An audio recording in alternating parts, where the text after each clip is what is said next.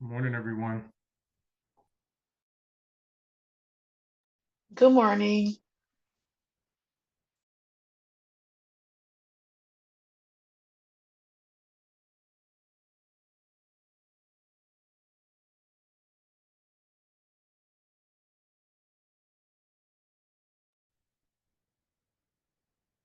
Miss Herbert, I see your picture. Are you actually here? Can you hear me?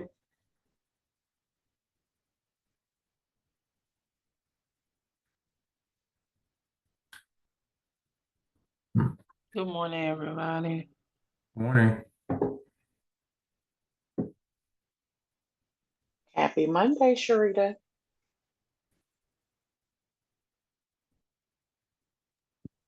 I wish I felt like this was Happy Monday. I'm frustrated already for the morning. Oh no. It kicked off early for you, huh?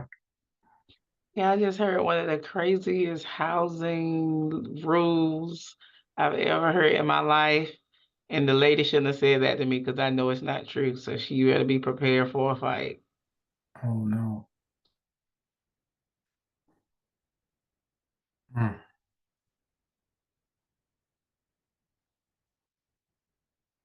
Well, she definitely got the right one. Yeah, she does.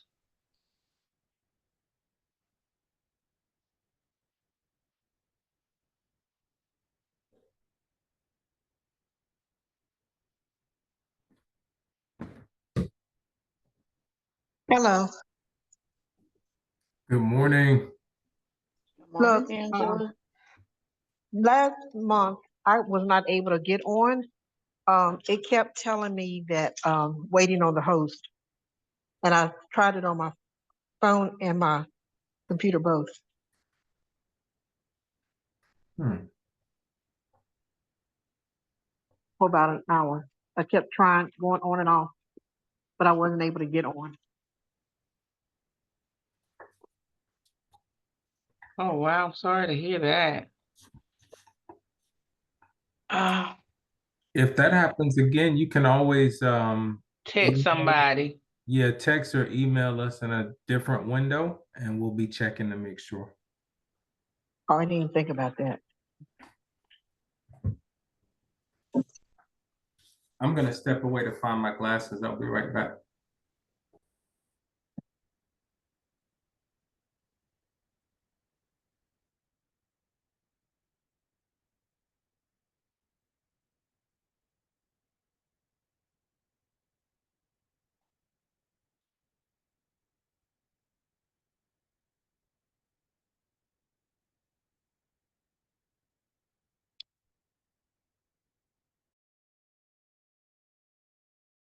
I want to step away for 1 second. Are we at quorum?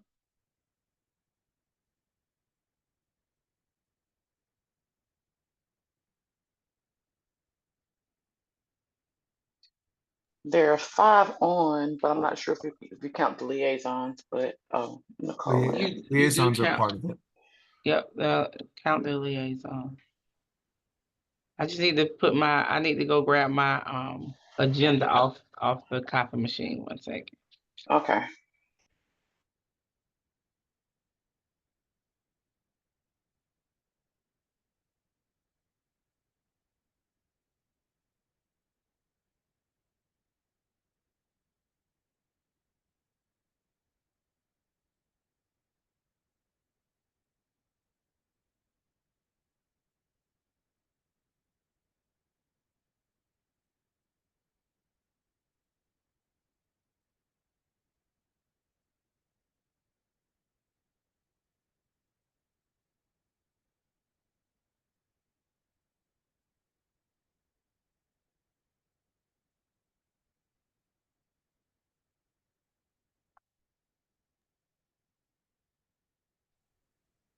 Wait, all. Trying to look at one more thing.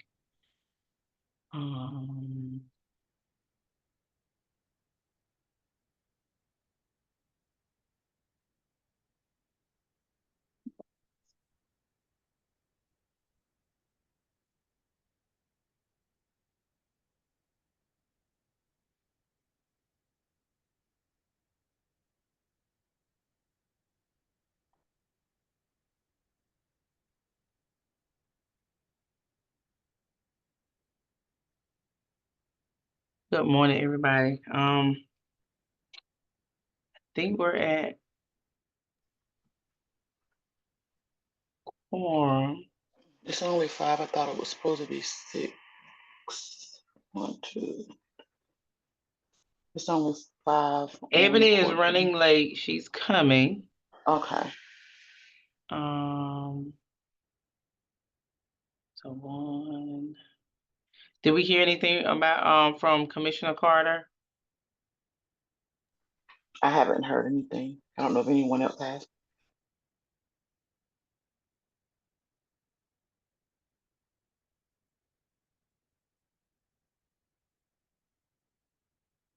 And are you counting Drew?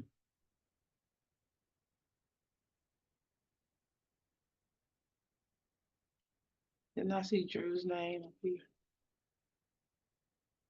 Oh, maybe not. Okay. I have to add him, but I don't see him on just yet.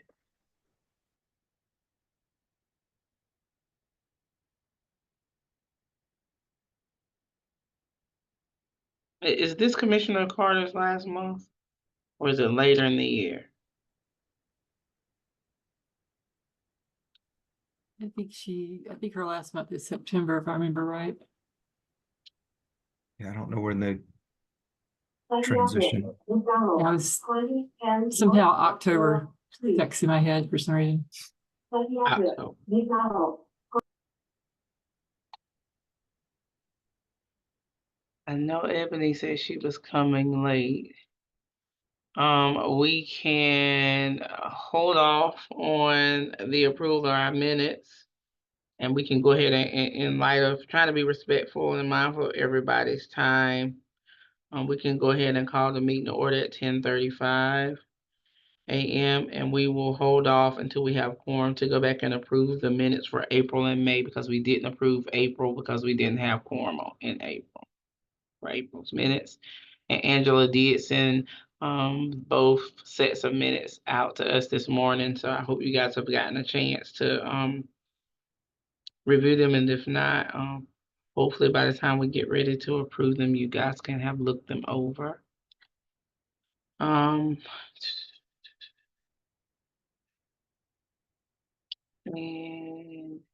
I don't see Drew.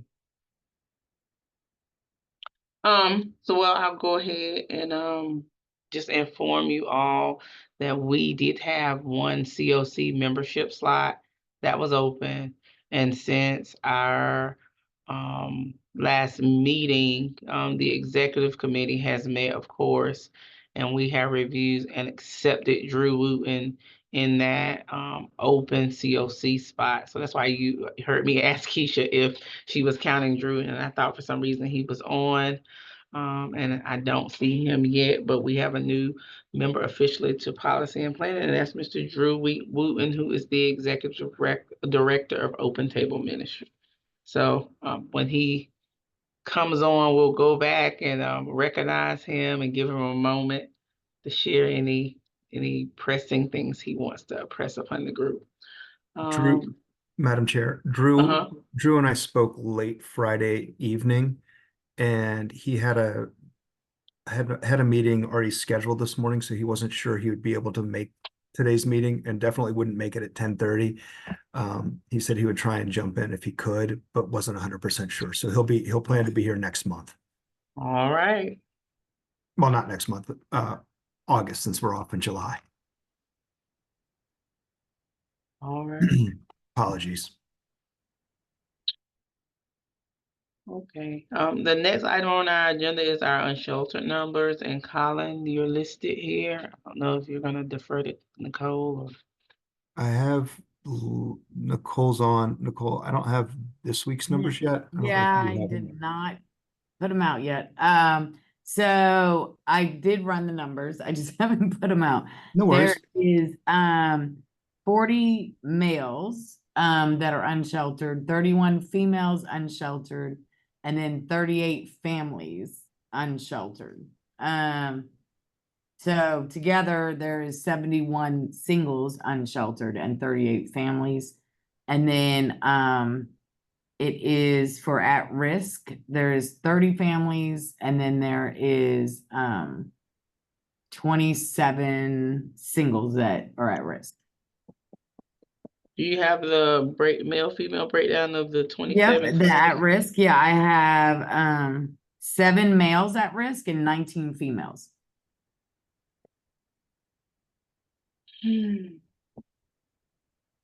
And there was 46 in 43 males that entered shelter last week, and there was 1 female that entered shelter and 2 families entered shelter last week.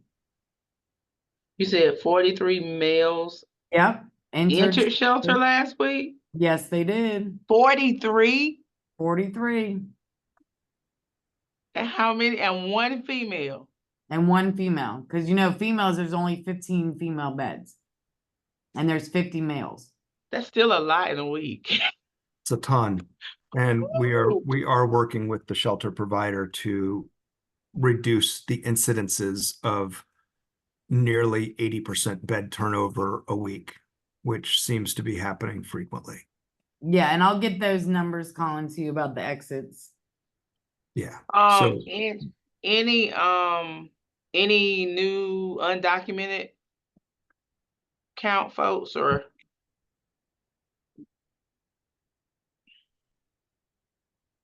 Put myself on mute and I was talking. So out of country, we have not had any in the last 2 weeks call that were from out of country. We've had 4 last week that called that were out of county, out of Durham County, but we're in North Carolina. Nicole, were they actually in Durham when they called and Nope, they were gotten not. here, They or get, they were calling to survey the landscape? Yeah, so what happens, what I found out is that 211 tells them to give us a call. If they call from anywhere in North Carolina. So they're giving our number and then they're calling in and I'm trying to explain to them, you know, so I give them a coordinated entry number for that county so they can call that county. I suspect 211 gives them every coordinated entry number. Probably. And they just start calling, like, what county can I get to? Yeah, and usually we're the ones that answer the phones. So they said, Mhm. oh, thank God that you're answering the phones because they're saying many people don't answer phones and don't call them back. So we try to call back and we answer and we just explain to them, you know, the different counties and we don't know what their resources are, but we do give them the number to give a call to see if they can help and what shelter they have there. I imagine those calls will go up. Probably. We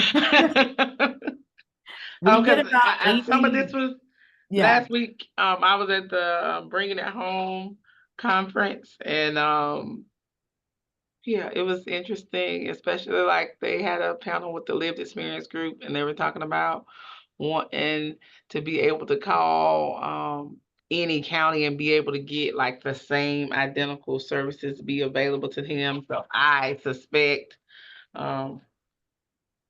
as resources thin out and this becomes to be a statewide problem, those calls will pick up.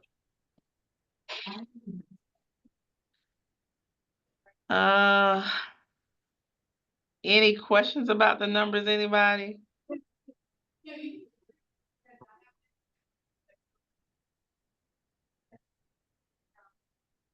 Everybody good with moving on?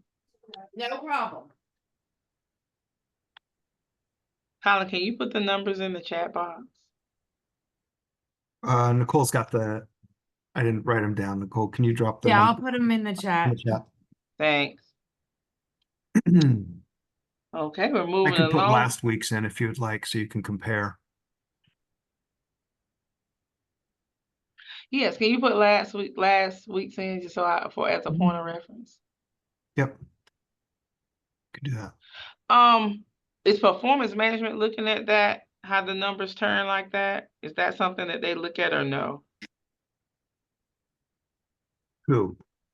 Performance management, or are you guys just tracking? Because like when she says 43 males entered beds, how many beds is it that we have?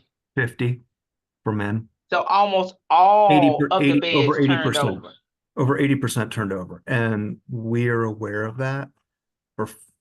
And we've been working and meeting with the provider on how to address that and how to change it. And doing some technical assistance. Do we have any idea of what the main reasons are why it's turnover like that? Is it just that people are not coming back for their bed? Is it that people are getting put out? Like, do we have any idea of like all of the mitigating factors? So it's all of it. There's a group of folks who are kind of, and Jeff is on, and Jeff and Anthony have done some meetings with the provider to find out what they're seeing and what's causing this. And you know, there's a group of what we'll call frequent flyers who just want a respite for a couple days and then are like, okay, I'm good now. I want to go back to my campsite, and they self-exit. And then there's others who come and don't really engage and do housing plans, and they're put out at 30 days. And then there's another group that miss curfew and are exited. So it's kind of a mix of things. And that's one of the reasons that we're in the process of shifting the prioritization.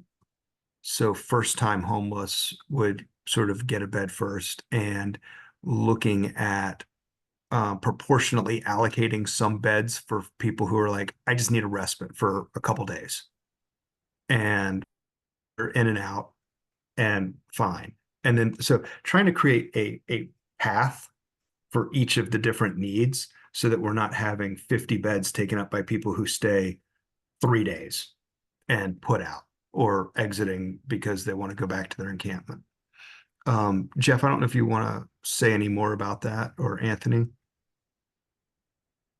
No, that was very thorough. We are working on that, and you nailed it. There's a lot of different reasons, and now it seems like everybody's kind of synced up. So a lot of people are hitting 30 days at around the same time, and we're seeing a spike about every 30 days.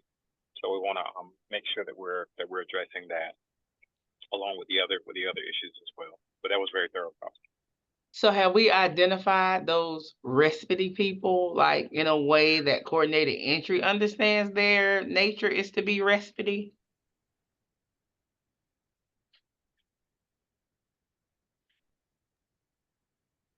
I know coordinate entry, I mean, we know who the frequent flyers, we know those clients, but, But you get what I'm saying? Like there might be some people who come in and they exit because they end up in the hospital. You get what I'm saying? So they just don't show up for their bed, and somehow they end up at the hospital and their bed is gone when they get out. That's a different situation as opposed to somebody, because I have a person who's been in and out of the shelter, and I can definitely say that he goes to the hospital frequently and is in the emergency room and kept overnight frequently and comes back to no bed, or when it's time to come out, he can't access the bed he had. Right. So I'm just wondering, like, but the bed can't. Go ahead. Yeah, the bed. Yeah, that would be the case, because they can't hold the bed. When you're holding the bed, that means someone else can't get into the bed. So there's someone else being held out while he's in the hospital. So we'll work on seeing if there's a way to mitigate that if we know. But keep in mind that when someone is in the hospital, that means that someone else who would be able to access the bed can't, while that person has a bed in the hospital. So there are some situations that we won't be able to do anything about, but the ones that we can do something about, we're trying to. We're trying to find a middle ground there. So I thought, I'm sorry, I got more questions. I thought that are there a certain number of days that a bed is held before the person's bed is reassigned, like reabsorbed and offered out? Is it 24 hours? Is it 48 hours? Or if it's you don't come the first night, is no option, we're gonna get a bed to somebody else? Like, how are we doing that? I can tell you that if they miss curfew, it's a 24-hour suspension.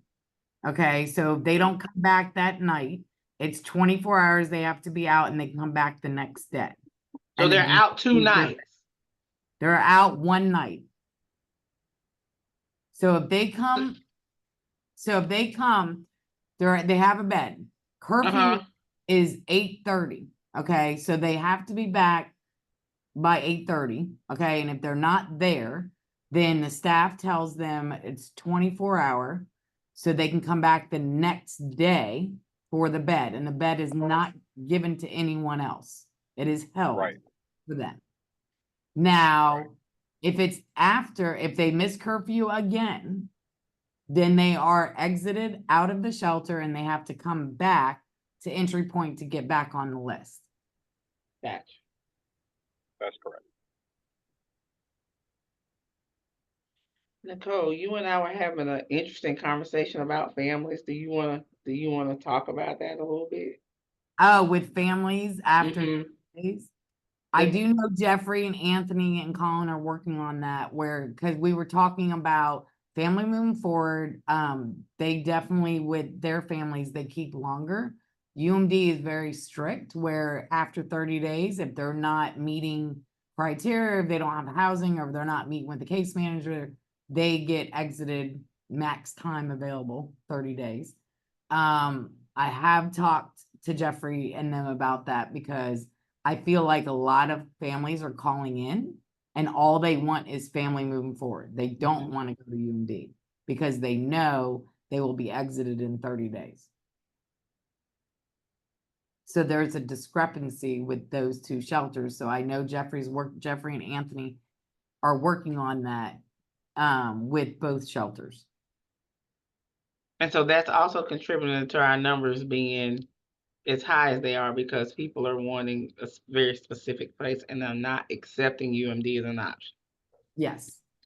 I think there's a couple of things too, Madam Chair, that we need to be aware of. One, and Jeffrey, please jump in if I'm saying this wrong, but this sort of prioritization at this point is also being looked at within entry point. So entry point has their own set of prioritization, and we are looking at how to make sure those first timers or how to balance the system so that more people get in who would get out successfully more frequently.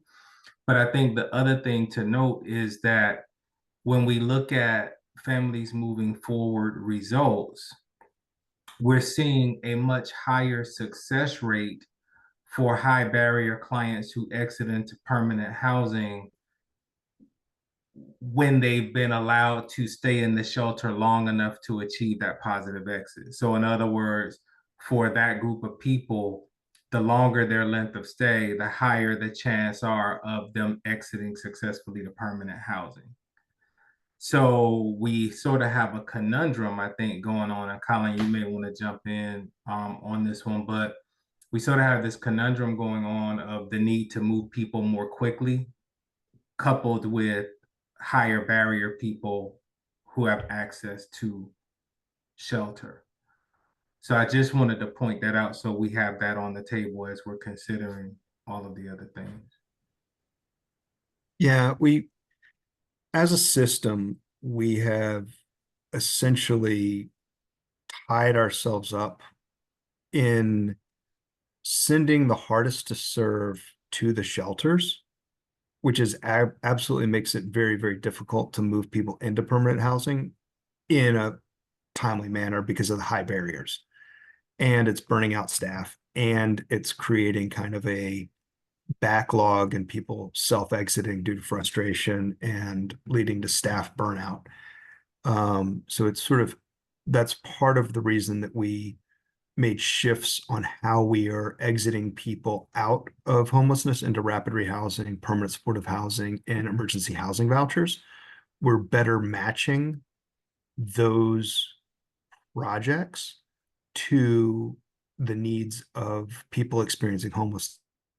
We're essentially trying to do the same thing for the emergency shelters and better proportionately allocating our resources so that the shelters are not full of the hardest, most medically fragile 100% of the time, because it creates a challenge of being able to move people through. So it's sort of trying to say, okay, well, if we're only going to serve the hardest to serve, then somebody who's first time homeless will never get served until they've been homeless for 20 years and is really sick and vulnerable.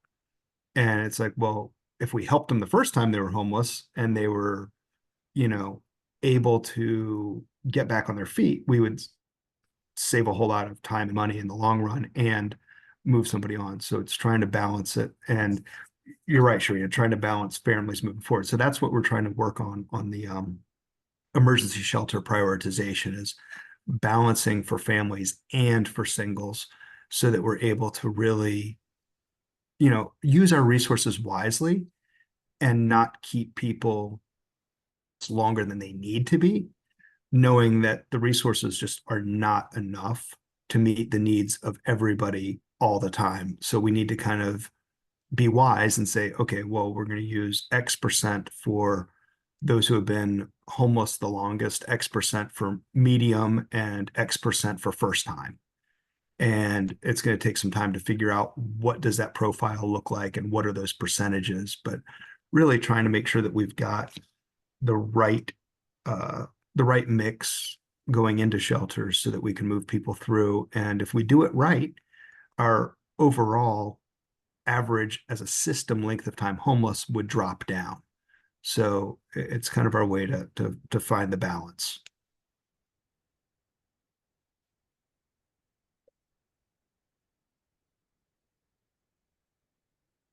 Okay. Any other questions before I move to lead update? I think Jeff's got his hand up. Oh, I can't see it. Go ahead, Jeff. No problem. Madam Chair, I saw your comment, and yes, I agree. We need to work with families moving forward as well, but we have to be more delicate there because their success rates are better. So we do want to try to bring the time down there, but we also don't want to affect that they're much more successful in permanent housing. So it's going to be a little more of a balance there. In working out our changes there, and it'll be much more deliberate and probably slower in what we do there.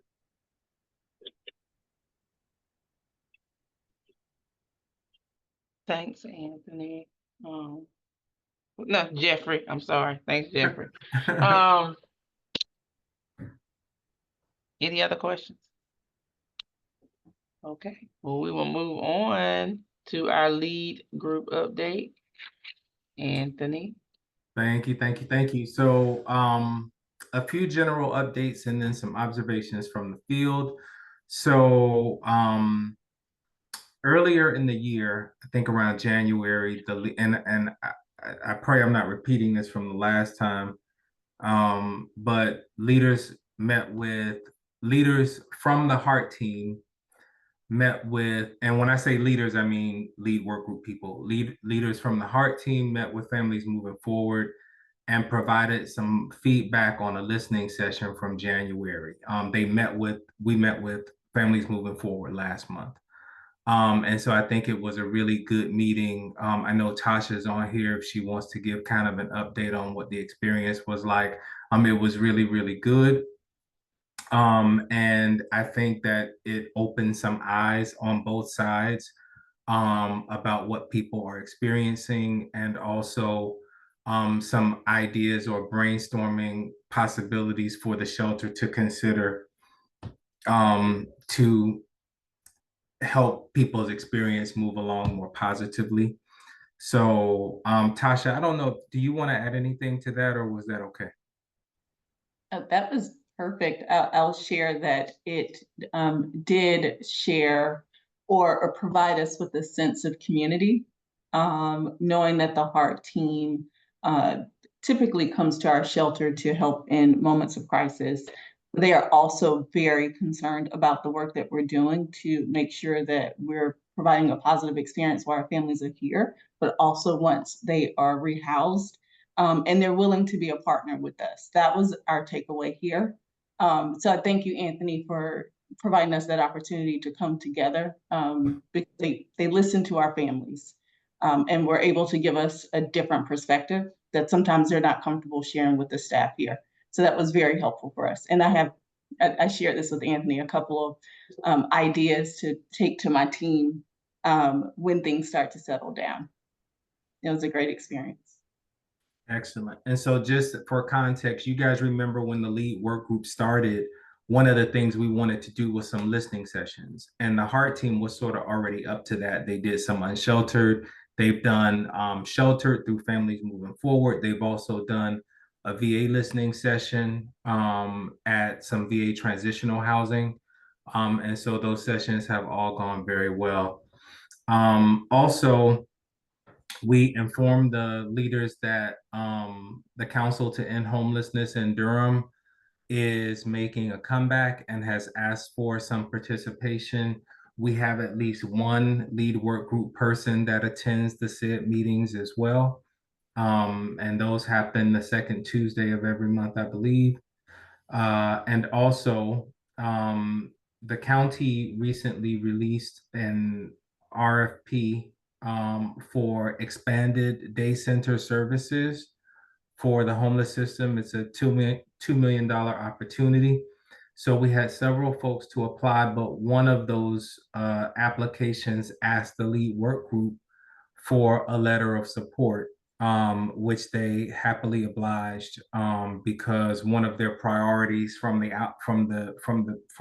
outset of lead was to enhance services and maybe add some day center services. So they were very, very happy to support one of those applications that was very consistent with their priorities. Last but not least, I want to just give some observations from the field.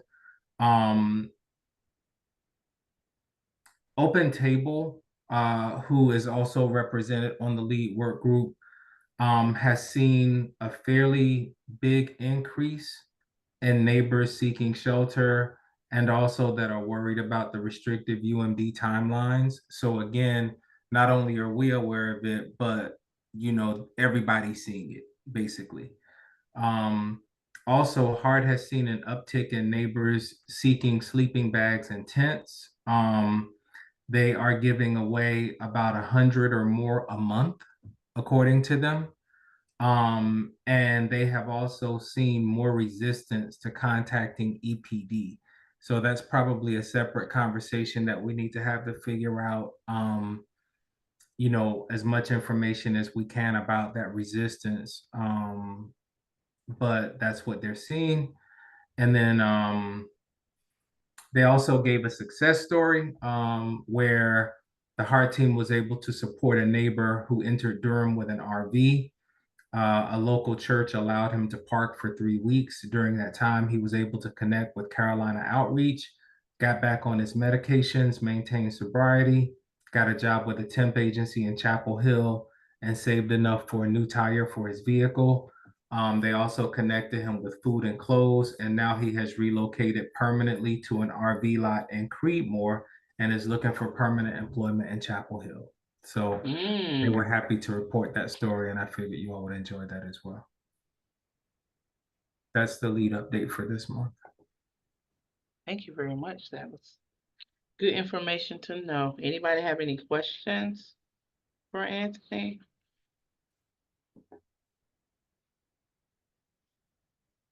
Let's make sure. Thank you all. Okay, since we're at quorum now, can we go back to look at our minutes from April and May? We got them this morning from Angela Holmes. If you could review it this time, share any things that you feel need to be corrected or not, and I will entertain a motion. Madam Chair, I do have 2 corrections on the May minutes. Okay. One is my department is emergency medical services. Emergency management is a separate department or division, sorry. And so that can be corrected. And the other is on slide number 6, there's just a blank where it says when the meeting was called to order. I just assumed that time wasn't available at the time Angela was doing the minutes. But just note that hasn't been added. So I would make a motion to accept with those 2 corrections. Angela, do you have the time? Or is it just something you didn't have access to?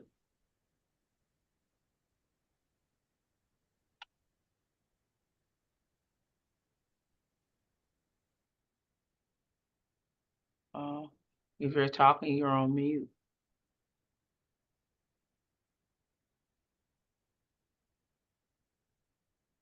Anybody else have any corrections for the minutes? And Helen, I'm assuming, go ahead. I was gonna say just typo. Just for misspelling of a word, but it's just typo. So toilet, and it's just on one of the slides. But Gotcha.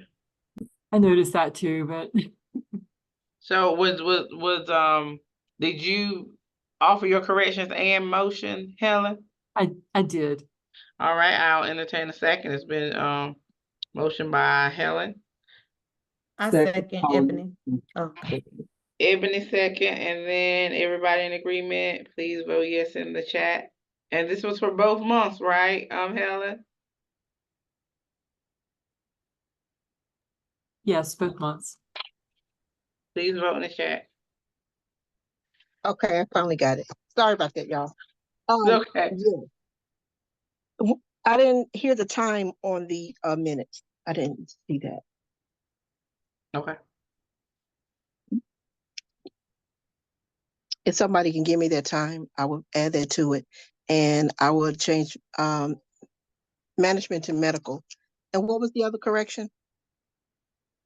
That was it. It was a misspelling of something. Helen was just saying that the department she works for Yeah. wasn't correct. That's it. Yeah, I got that, but Colleen said something. It was was it the April? Just the word toilet, transpose the letters. Oh, It was the a typo. toilet. Oh, in April Yeah. minutes, toilet. Okay, Yeah. thank you, ma'am. It's on slide 13. Thank you. Thank you very much. Angela, I just want to thank you for taking the minutes. They are lovely, very easy to read. I imagine they take some time though, to do it all, but they're phenomenal minutes. Thank you so very much. So the next item on our agenda is attendance, and this came up in our executive meeting as well. As we strive to make sure that, you know, we are following the rules of how we're supposed to conduct business. And so attendance is a big part. And so we have some people who have not made any meetings. Please be mindful that if you cannot attend the meeting, to let us know in advance. I would rather see an excused absence than just nothing at all. And we can't do the work that we need to do if we're not able to vote, and we can't vote if we're not at quorum. So please try your best to be present whenever possible. I do understand life happening because it's happened to me this year for the last 18 months, and you guys have graciously dealt with me. And I thank you, but just be mindful that we cannot conduct business if folks are not present. And if at any time you feel like this is something you can't do, then to just formally let the body know that, so that we know that we need to, you know, get somebody else present who's going to be able to participate. Angela, are you raising your hand? Yes. Would mine be unexcused or excused? Say it again. May? Would mine be unexcused or excused for May? It was So can the excused. is excused? Gotcha. I was going to ask, like, is there a stipulation for what's excused and what's unexcused, Colin? Yeah, excused is just simply informing us ahead of time. Gotcha. It's sort of like you call in, just sort of shoot us an email, say, hey, I won't be there. We know it, it's excused. If we don't hear anything and you don't show up, then it would be in the unexcused category. And so I can't remember, Colin, but do I need to reach out to the people? Because Melissa was so graciously sent me just a list of people who haven't been present. We can set up a time and we can reach out together and sort of put together a timeline and sort of who's reaching out to who. You don't have to do all of it by yourself. All right. Well, thank you very much. But just please be mindful. We want to be an effective subcommittee of HSAC, and we can't do the work without being able to vote on things that we need to take up and change in our system. So the last item on our agenda as we get ready for our funding cycle to begin, which I think will happen very soon, we need to look at prioritization for our COC NOFA application. And this is going to be presented by staff. I think it's going to be Colin. Is that correct? And we are ready, Colin. That is correct. This is sort of our annual planning of what do we want to prioritize as our for bonus projects. And we don't know exactly when HUD will release the annual Continuum of Care NOFO. Historically, they tend to release around July 4th, either right before the weekend or right after the weekend. And since we don't meet in July, we at Community Development will be working diligently behind the scenes during the month of July, because historically this application is released in July and due towards the end of September. And there's a lot of things that have to happen in order to get that application done in that time frame.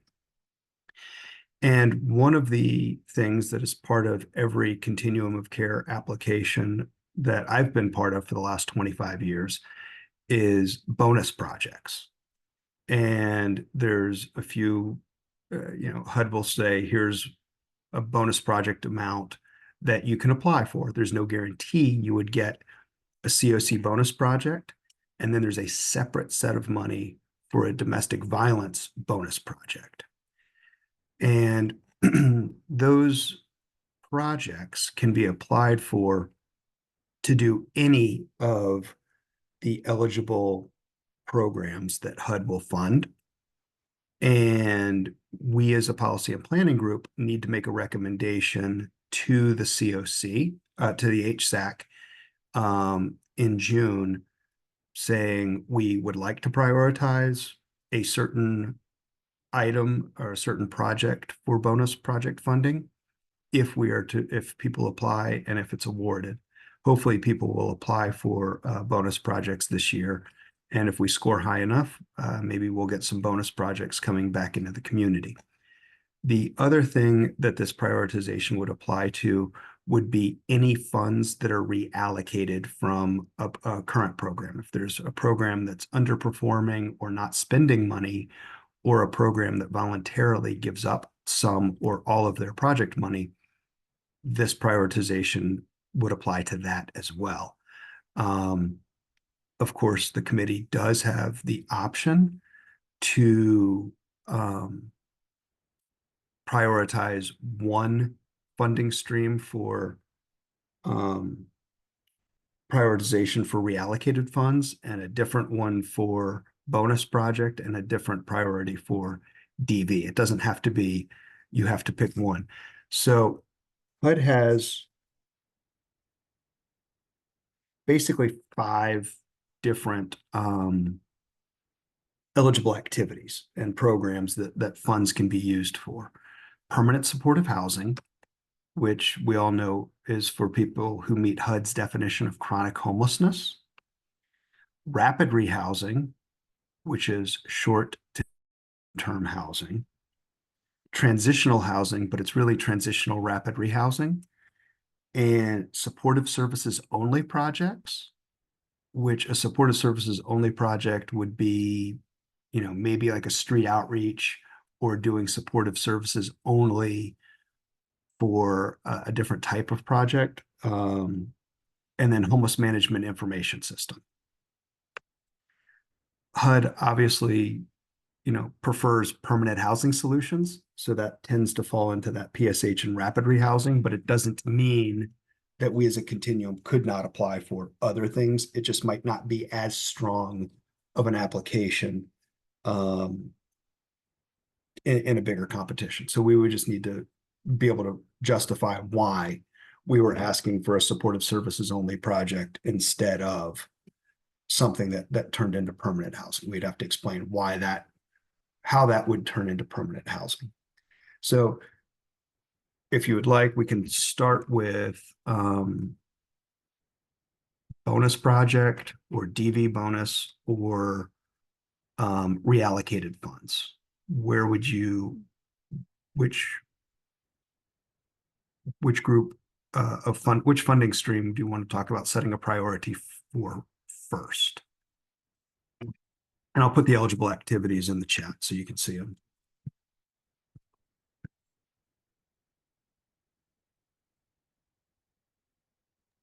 So say that last part again, Colin.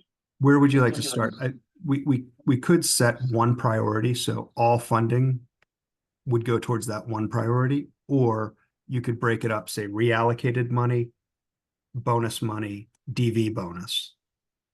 Or bonus and reallocated could be one priority.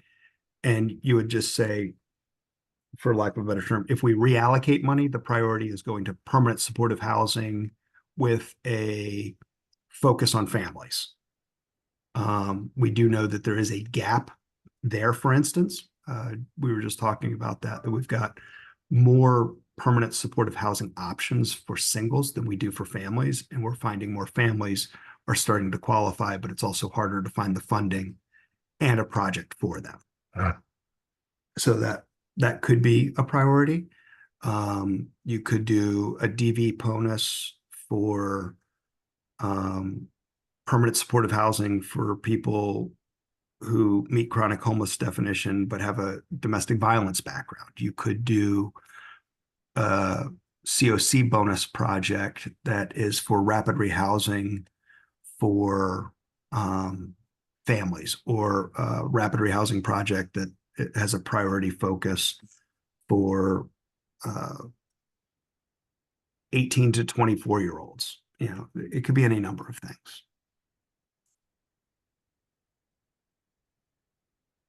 All right, the floor is open.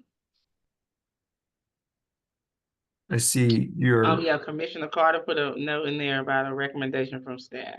Yeah, I mean, I just think it would be really helpful to have the different ways in which the money could be allocated, sort of delineated with this be the pro of this, the con of this.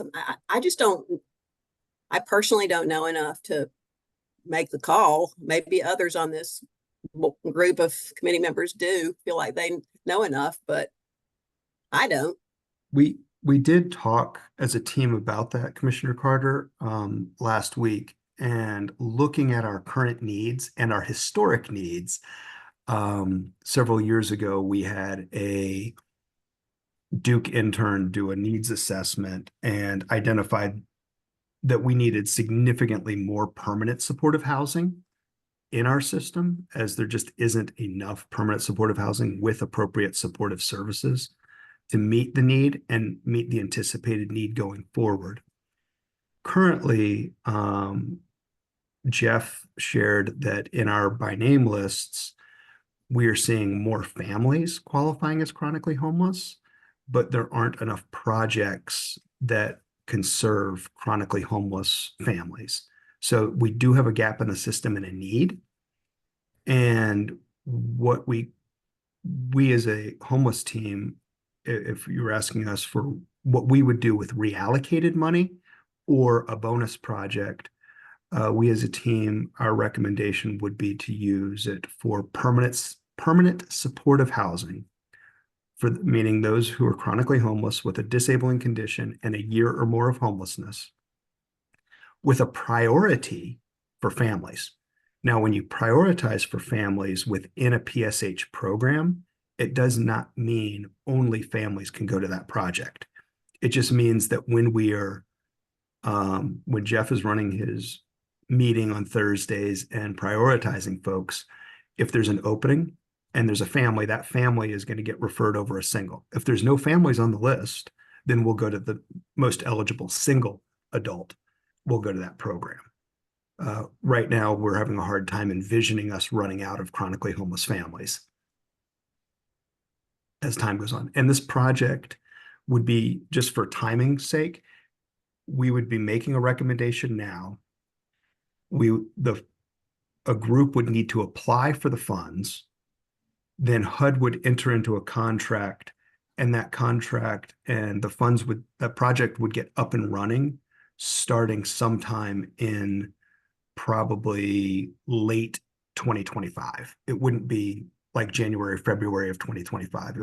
Our recommendation for new projects, due to the time it takes HUD to score and get contracts in place, would be to start that project after July 1 of 2025 to ensure everything gets lined up. Usually, if you start August, September, October, you're more likely to have all your ducks in a row and ready to launch by then on the first year and not have to ask for extensions.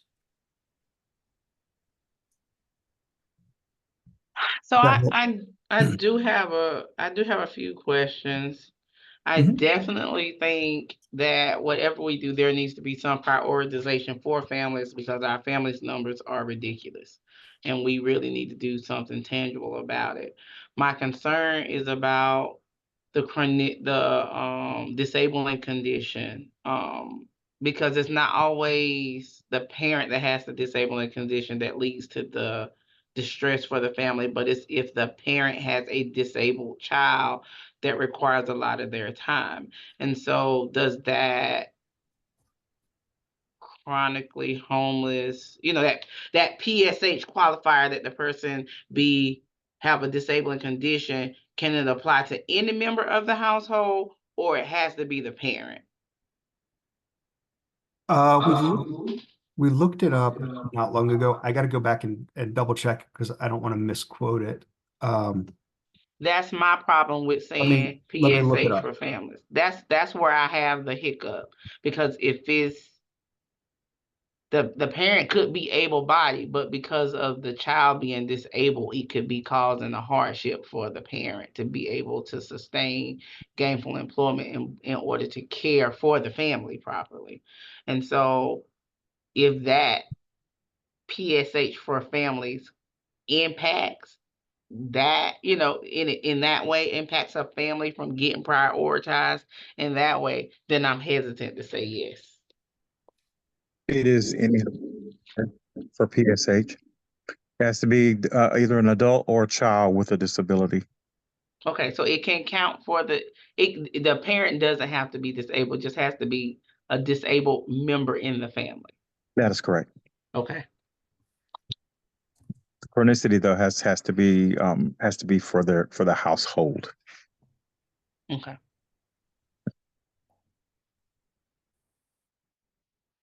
Any other questions?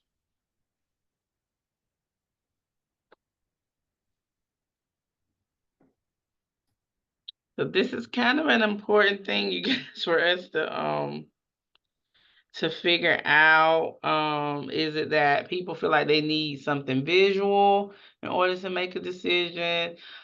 If that is the case, could staff possibly whip us up a one-pager or some chart or something for us to look at? And is this something that we could vote on over the next week in preparation for to maybe do a e-vote or something like that when folks feel like they have enough information? But it's definitely something, and being that we will not meet in July, and the likelihood that something's going to come out in July, I feel like we really need to have something in place, or some kind of recommendation that we give to HSAC on what we should do with how we should prioritize this funding cycle. Sharita, I wonder what others are thinking. I'm happy to move forward with the recommendation that Colin said staff would have brought forward. Were they going to bring one forward that prioritizes permanent supportive housing with a bonus for families, or however the correct wording is? And unless others think that we have another need that supersedes both of those, what do you think, Sharita? I think that everything you just said is a good way of thinking, but when I hear silence, it makes me feel like there's something that people want to say that they just haven't said. So with that being said, I really need us to really have a robust conversation about this, because we have to think about the implications for the future. And we already see what our landscape is looking like right now. Yeah. So what we do in this moment is very important. So we need full participation. It might also help, Jeff or Colin, I don't know if you want to speak to and make sure everybody's clear on the distinction between permanent supportive housing, rapid rehousing, and our audience of folks, and some of the reasons why we're doing the reprioritization, right? So I think that ties in nicely to Colin's recommendation from staff about what the target will be, or what we would recommend the target for the funding would be. So I know I'm calling out Jeff and Colin a lot today, but I know we've had these discussions, and I think it's important. I guess, if there's anybody that doesn't understand all the choices, or feels like they need what Sharita asked for, which is a list of the choices and a list of why we would choose it and the distinctions between them, maybe give a thumbs up or something so we can kind of see how much we would need to put into that as an exercise, or if everybody's just comfortable, then let Sharita know you're comfortable so that um, we can move forward. But Also, is this a recommendation that would move to full HSAC? Like the full HSAC's going to vote on it. This is just this is a not just, but this is a recommendation to go to full HSAC Correct. It would go to the full HSAC for and further discussion. full HSAC and the full COC. So because we have a full COC meeting this week, or not this week, this month, it would be a full HSAC and full COC. So everybody would get to vote and say, yes, we agree that the options. So I can jot up kind of like a little one pager. I mean, the options, the biggest pro with permanent supportive housing is it helps chronically homeless families, and landlords like it because that subsidy is kind of good for an indefinite period of time. Rapid rehousing, if you use rapid rehousing for families, landlords like it, but they're a little skittish because it's only good until a family decides they don't want to be in the program, or up to 2 years, or until their income goes above 30% AMI. And so rapid rehousing has its place. Right now, we're seeing more people needing permanent supportive housing, and rapid rehousing is becoming a challenge because rents are so high. Finding affordable rentals that people can have being able to afford when that subsidy ends. And we're not getting any more housing choice vouchers. Those are kind of on pause. So that's our challenge with the rapid rehousing piece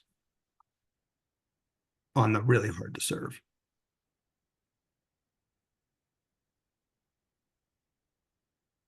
So Colleen noted that an options list with pros and cons would be helpful. Colleen,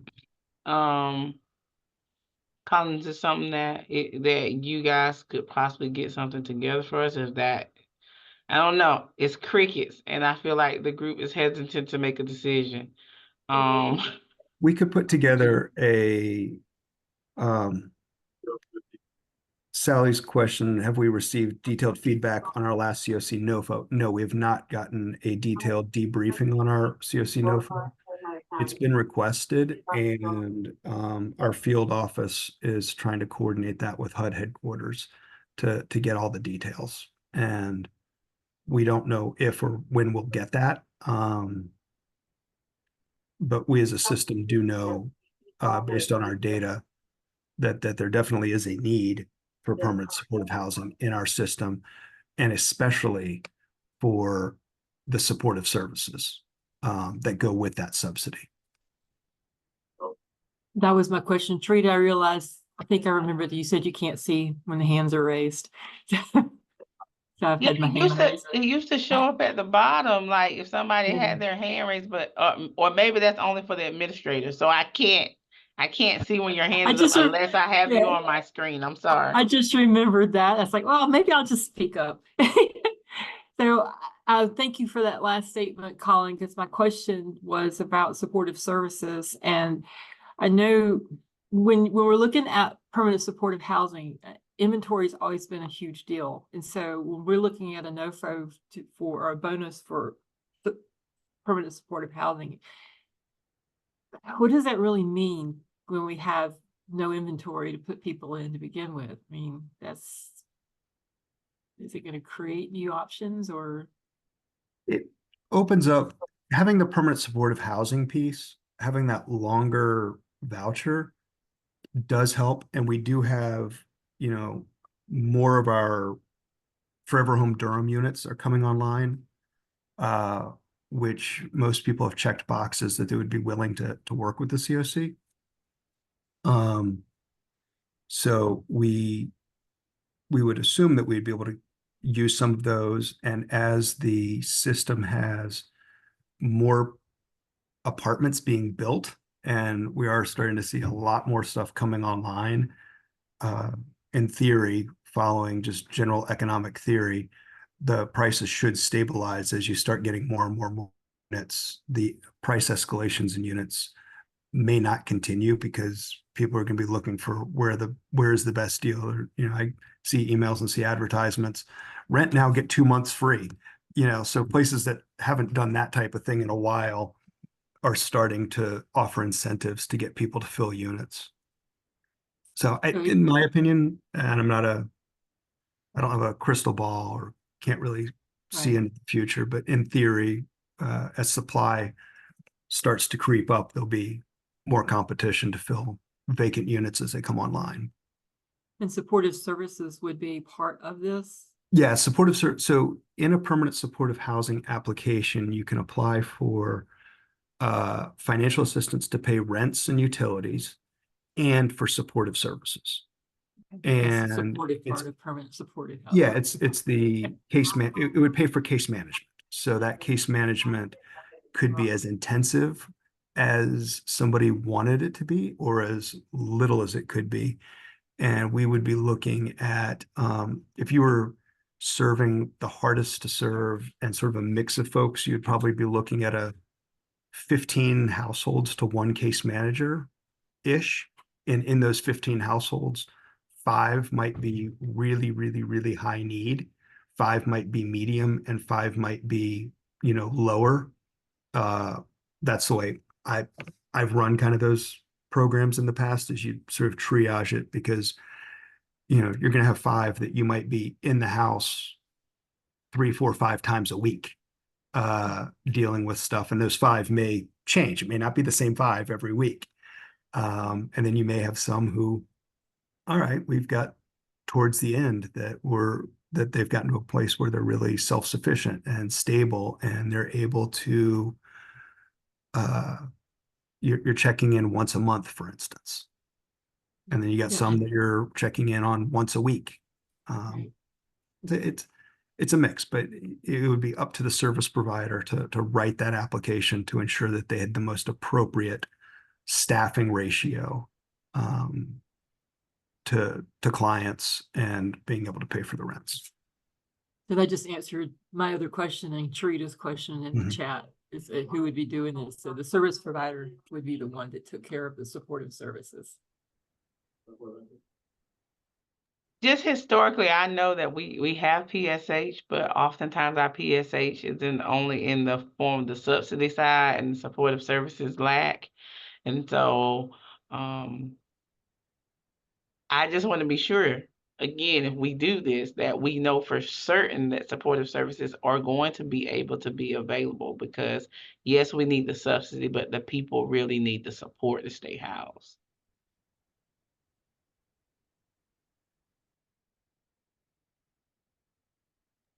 So it's 11:33. Where our meeting goes to what, 12 o'clock? I've gotten a response from Colleen. I've gotten from Helen's input as well. And I'm just wondering for the other people, especially those members, the formal members of this committee, what is it that you guys feel that you need in order for us to be able to move forward with making a recommendation to the bigger HSAC and COC about what to prioritize?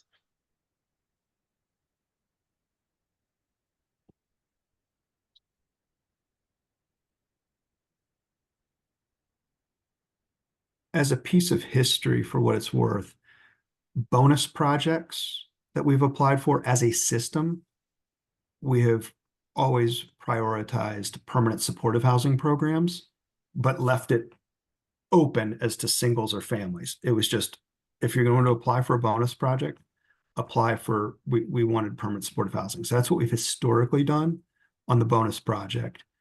Domestic violence bonus projects have historically been for rapid rehousing to assist them to get out of the DV shelter or out of the emergency shelters or out of the streets. So that's what we've historically done, and we can continue to follow that same prioritization if you would like to, and add families as a priority.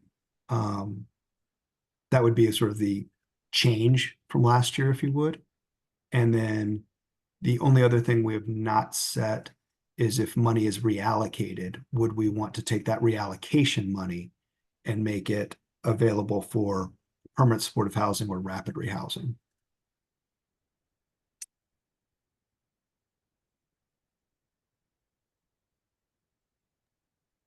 My question there then is, the programs that we've funded in the past, have they been successful, and would they be dependent on continued funding to continue the good work that they're doing if they are successful?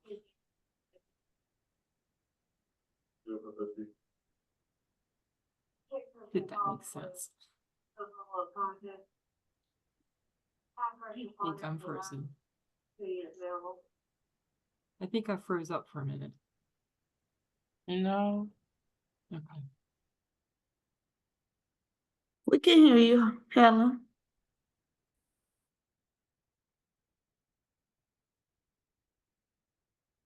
We heard you, Helen. Okay, and somebody muted me. I was just. You asked a question, right? I did. What was the question to? Colin, did you hear her question? Oh, he didn't hear it. Go hear it, for sorry. it. Okay, that would be why would everything. Yeah, went sorry. quiet. That's okay. Now, my question is, if we, with it, our history of funding this permanent supportive housing, has it been successful? And if so, if we were to change that, how would it affect the providers who are depending on continued funding to continue the good work that they're doing, if that's. Great question. So bonus projects are not guaranteed money. Correct. Bonus projects are only if our collective scores high enough and HUD still has money by the time they get down to wherever we fall. So the bonus project itself would not impact anybody who is currently funded for any projects. The renewals are at the top of the list. Unless we as a system decide that this renewal project needs to go down further and we're going to prioritize a bonus project above, and then it gets really, really wonky, for lack of a better term. So renewal projects are always going to be your first priority because people are already in those projects and HUD is not going to let them fall apart. The piece where when a project is reallocated, if you'll recall, Durham Crisis Response Center had their project reallocated. And when we reallocated their funds, that project was reallocated. And then we worked as a system to absorb anybody in their project who is still eligible for services into other existing rapid rehousing projects within the system. So the only place where you would have an impact to services would be on a reallocation. But on that reallocation, we as the lead agency would be working with the service providers to ensure that anybody who is currently in that system and is eligible for a new project would be moved on or before the end of the current project. Thank you. Mm-hmm.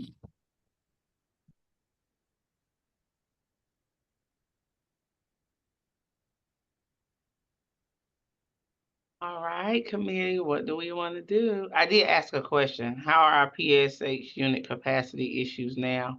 Are they full or limited because of they're mostly serving singles?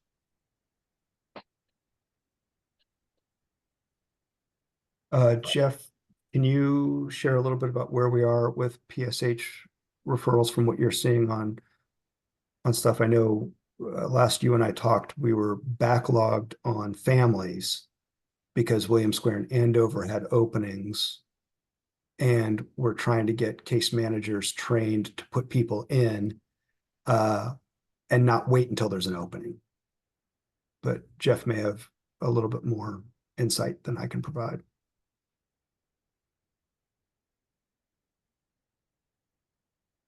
You're muted if you're talking. I think I'm talking in multiple places is my issue. There you go. Yeah, we're trying to work on them work with them as far as the prioritization goes with that with families and with the way that they're prioritizing for both places. They're restricted in who they can take in William and Andover Square, with of course being singles, but with Streets to Home, we're trying to work on the prioritization with them for that, and with the management of caseload as well. So it's a work in progress.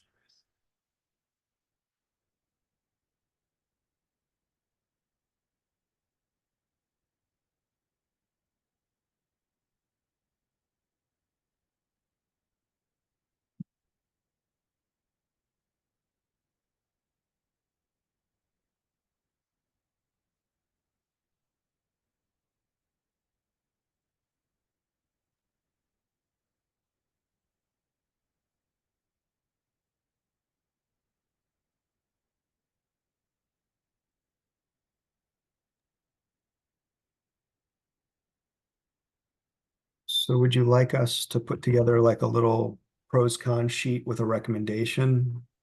I mean, there's going to need to be a motion somewhere to trigger a vote.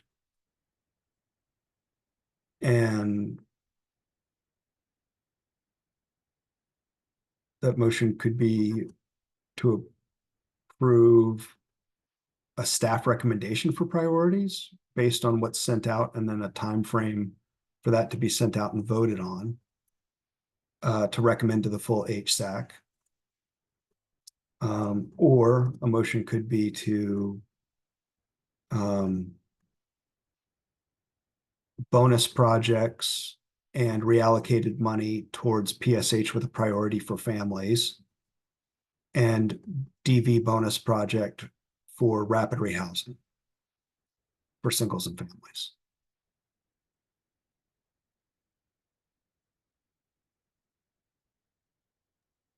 I think personally, I would suggest we make that motion and have that presented at the full HSAC to be accompanied by an information sheet to help clarify it for everyone.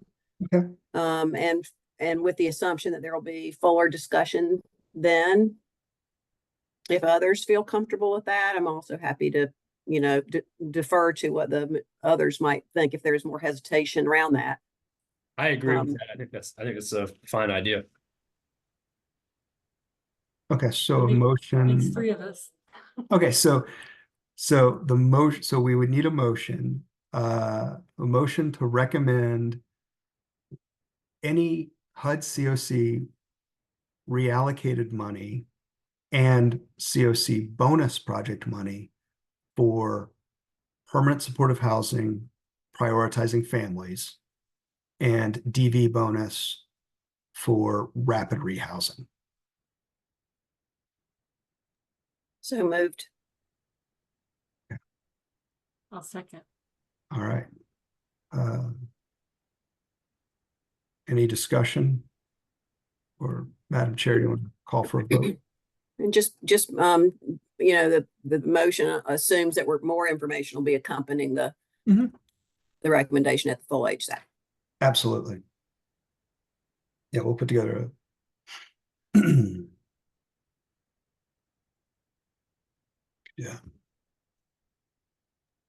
Sharita had in the chat, she needed a moment.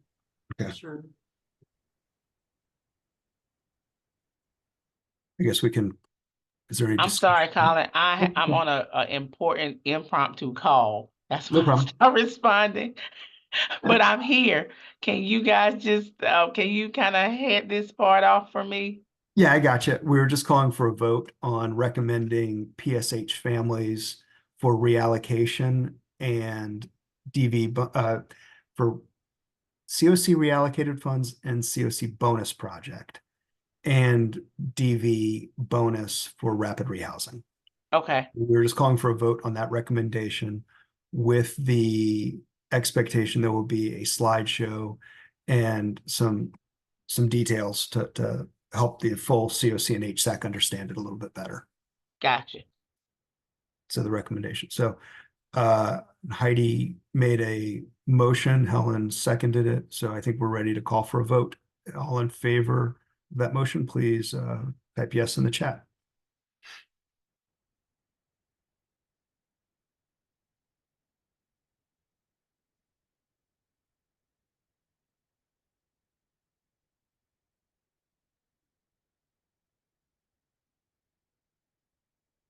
All right, few votes still coming in.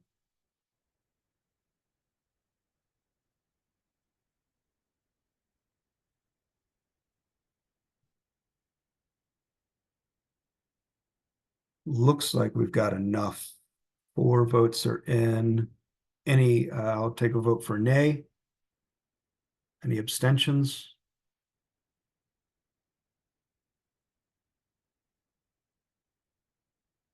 Ebony, Sharita, Angela, do you want to vote?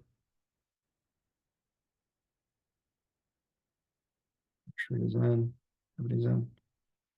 All right, cool. Unanimous, it carries, motion carries, and we will make that recommendation to the HSAC in a couple weeks.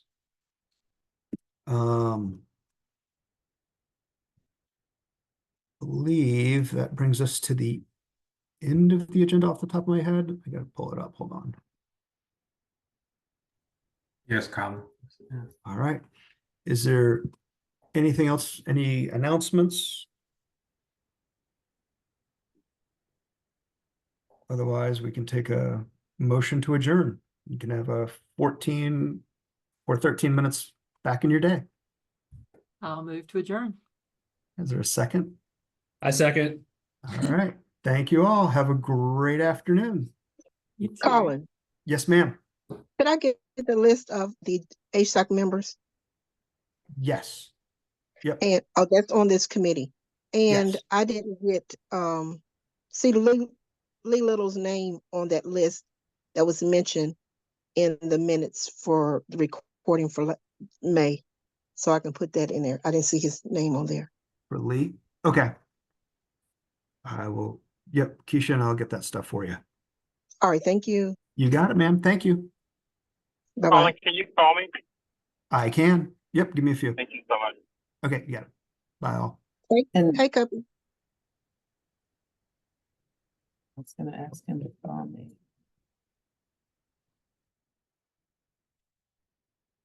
How do you get off of here? Leave.